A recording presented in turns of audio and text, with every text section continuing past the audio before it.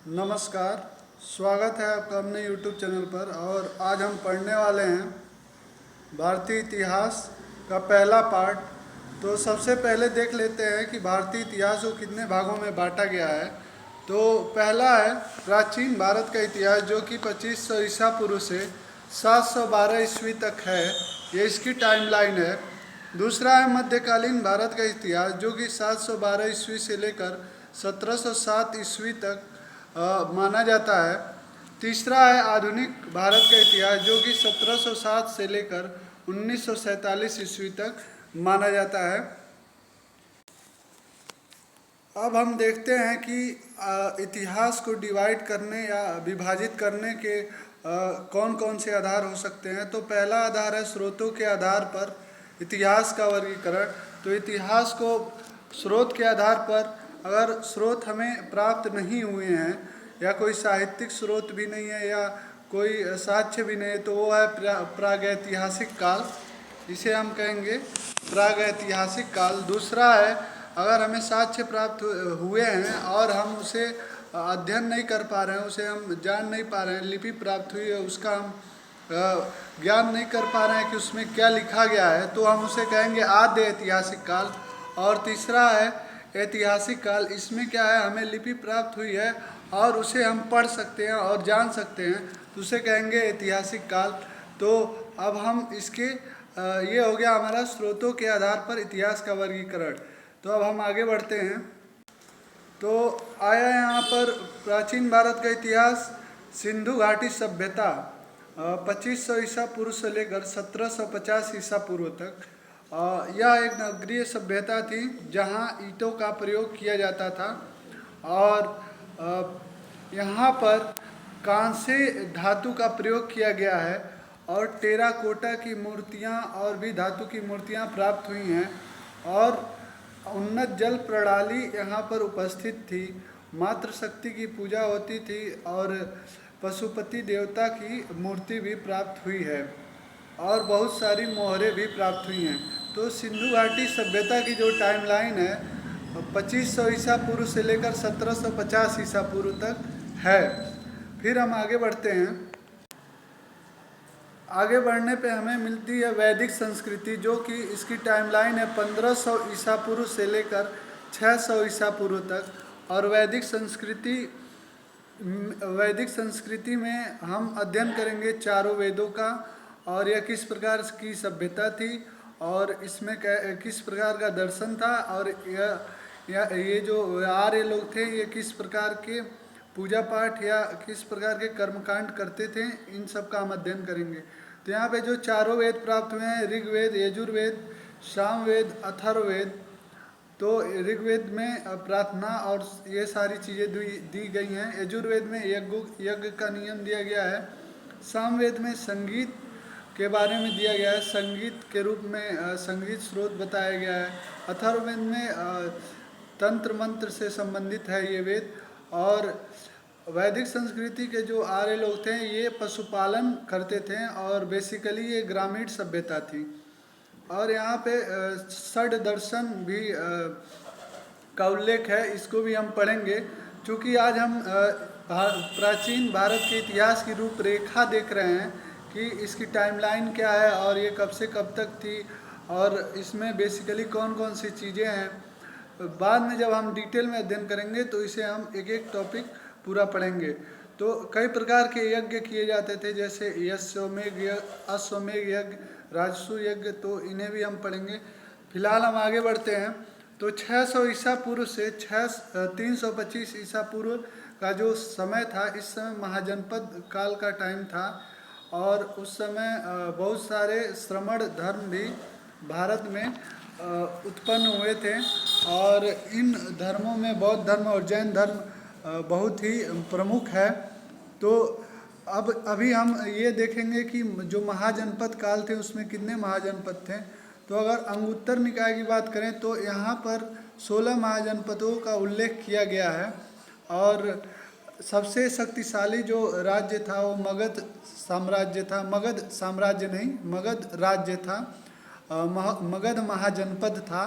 तो इसमें हर्यक वंश का शासन था उस समय, जिसमें बहुत ही महत्वपूर्ण राजा हुए हैं, बिंबिसार और अजातशत्रु। इसके बाद हम आगे बढ़ते हैं तो 322 ईसा पूर्व से 185 ईसा पूर्व का जो टाइमलाइन है, इसमें मौर्य काल का हम अध्ययन करेंगे। तो मौर्य काल में जो प्रमुख व्यक्ति आए हैं वो है चाणक्य, चंद्रगुप्त मौर्य। और चंद्रगुप्त मौर्य के टाइम में जो यूनानी राजदूत था वो मेगास्थनीज था, और तक्षशिला उस समय का शिक्षा का प्रमुख केंद्र था। और फिर बिंदुसार और अशोक के जो बारे में ज़्यादा अध्ययन करेंगे। लेकिन अशोक जो शासक हुआ है, इसने बहुत बड़े पैमाने पर पांडुलिपियाँ, शिलालेख आदि खुदवाए हैं, तो इसलिए अशोक के बारे में पढ़ना जो है बहुत ही अधिक है। तो इसलिए हम अगला जब वीडियो बनेगा प्राचीन भारत का जो डिटेल वाला पार्ट होगा, तो उसमें हम पढ़ेंगे। तो पहले हम टाइमलाइन देख लेते हैं। तो 185 ईसा पूर्व से 319 ईसा पूर्व का जो टाइमलाइन है वो मौर्य उत्तर काल है, या उसे हम गुप्त पूर्व काल भी कह सकते हैं। इसमें बेसिकली पुष्यमित्र शुंग जो है भारत का जब मौर्य वंश के अंतिम शासक की हत्या करके वो राजा बनता है, तो उस समय का जो टाइमलाइन होता है उसमें दक्षिण भारत में सातवाहन वंश भी सामने आता है और गांधार कला भी सामने आती है। उसके बाद कुषाणों का काल आता है। उसके बाद हम आगे बढ़ते हैं तो देखते हैं 319 ईसा पूर्व से लेकर 540 ईसा पूर्व का जो टाइम था वो गुप्त काल था।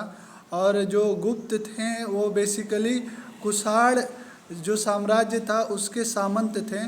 तो बाद में इन्होंने साम्राज्य कायम किया जिसे हम गुप्त साम्राज्य के नाम से जानते हैं। तो इसका जो संस्थापक था वो है श्रीगुप्त, और इसमें प्रमुख 2-3 राजा भी हुए हैं जो कि बहुत ही प्रभावशाली रहे हैं। तो समुद्रगुप्त इसमें प्रमुख नाम है, इसे भारत का नेपोलियन भी बोला जाता है। और दूसरा है चंद्रगुप्त द्वितीय, इसने विक्रमादित्य की उपाधि धारण की थी, क्योंकि यह जो है शकों पर विजय प्राप्त कर लिया था, तो इसलिए इसने अपने उपाधि में विक्रमादित्य की उपाधि धारण की। तो जो गुप्त काल है, इस समय भारतीय ज्ञान विज्ञान और संस्कृति की बहुत ही फला फूला यानी समृद्धि प्राप्त किया। इसमें बहुत सारे भारतीय वैज्ञानिक हैं जैसे आर्यभट्ट, वराहमिहिर आदि। इसके अलावा जब गुप्त काल का उत्तर गुप्त काल आया, उस समय हूण आक्रमण होने के वजह से यहाँ पर क्या हुआ, भारी क्षति हुई गुप्त साम्राज्य को, और ये टूट कर बिखरने लगा। जब 540 ईस्वी से लेकर 647 ईस्वी का टाइम आया, तो वर्धन वंश जो कि गुप्तों के सामंत भी इन्हें कहा जा सकता है, तो इसमें जो प्रमुख व्यक्ति थे वो पुष्यभूति वर्धन थे, जिन्होंने वर्धन वंश की स्थापना की। इसके बाद हर्षवर्धन जो इनके वंश का एक महान शासक हुआ, उसने कन्नौज को एक शक्तिशाली राज्य में तब्दील किया। और हर्षवर्धन ने दक्षिण भारत की तरफ भी विजय अभियान चलाया, परंतु वो असफल रहा। इसका उल्लेख जो है ऐहोल अभिलेख में किया गया है। हर्षवर्धन के टाइम पे ही ह्वेन-त्सांग ने भारत की यात्रा की और यहाँ से बहुत सारी पांडुलिपियों को चीन लेकर गया। इसके अलावा जब हम आगे बढ़ते हैं तो 647 ईसा पूर्व से जो 711 ईस्वी तक का जो टाइम 647 ईस्वी है, ये उस ईसा पूर्व नहीं है। 600 ईस्वी से लेकर 711 ईस्वी तक का जो टाइम आया, इसमें क्या हुआ कि हम इसके इतिहास का पूर्ण ज्ञान हमें नहीं प्राप्त होता है, क्योंकि इसका उल्लेख नहीं किया गया है। फिर भी हम यह जान पाते कि छिटपुट अरबों के द्वारा जो आक्रमण होने लगे, जो अरब जो थे अरबी लोग, वो भारत में कुछ जगहों पर सिंध आदि क्षेत्रों में आक्रमण करने की शुरुआत कर चुके थे, और उस समय छोटे छोटे साम्राज्य भारत में फैले हुए थे। चूँकि यह वीडियो छोटा इसलिए बनाया गया है क्योंकि अभी हम भारत के प्राचीन इतिहास की जो है रूपरेखा का अध्ययन कर रहे हैं, और हम एक बार फिर देख लेते हैं इसकी टाइमलाइन। 2500 ईसा पूर्व से 50 ईसा पूर्व तक जो सिंधु घाटी सभ्यता का टाइम है। इसके बाद 1500 ईसा पूर्व से लेकर 600 ईसा पूर्व तक वैदिक संस्कृति आती है। 600 ईसा पूर्व से 325 ईसा पूर्व तक महाजनपद का काल है। इसके बाद 322 ईसा पूर्व से लेकर 185 ईसा पूर्व तक मौर्य काल का टाइम पीरियड है। तो इसके बाद 185 ईसा पूर्व से 319 ईसा पूर्व तक गुप्त पूर्व काल है और 319 ईसा पूर्व से 540 ईस्वी तक गुप्त काल है। 540 ईस्वी से लेकर 647 ईस्वी तक वर्धन वंश आता है और 647 से 711 ईस्वी तक ये जो है खाली टाइम है, कह सकते हैं। इसके बारे में हमें डिटेल जानकारी नहीं है। तो ये हो गया भारत के प्राचीन इतिहास की रूपरेखा। और इसमें हमने क्या देखा कि यहाँ पर अलग अलग संस्कृतियाँ, अलग अलग सभ्यताएं आई और समय पर ख़त्म होती गईं और बहुत सारे वंश आए जो कि आगे चलकर नष्ट होते गए। ये जो है हम लोगों ने जो यहाँ पर अध्ययन किया है कि प्राचीन इतिहास का जो टाइम पीरियड है 2500 ईसा पूर्व से 712 ईसा पूर्व तक, यह पूरा हो चुका है इसकी रूपरेखा। अगले वीडियो में हम मध्यकालीन भारत के इतिहास की रूपरेखा को प्रस्तुत करेंगे 712 ईस्वी से लेकर 1707 ईस्वी तक। उसके बाद हम आधुनिक भारत के इतिहास में जाएंगे। तो अभी के लिए धन्यवाद। वीडियो को सब्सक्राइब कीजिए और लाइक कीजिए। तो अब आगे बढ़ते हैं।